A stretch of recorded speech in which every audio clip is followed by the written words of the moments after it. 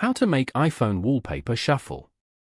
To get started, first of all go ahead and open up the Settings application on your phone. Once you're here, scroll down and tap on Wallpaper. On this page, you can choose to add a new wallpaper, customize existing ones, or select from preset options. Tap on Add New Wallpaper. Then, tap on Photo Shuffle at the top. And then, tap on Select Photos manually below. Select the photos you want from here and then tap on Add. As you can see, you can now tap to preview all the photos you selected as the wallpaper. Once you're done, tap on Add. And then, tap on Set as Wallpaper Pair.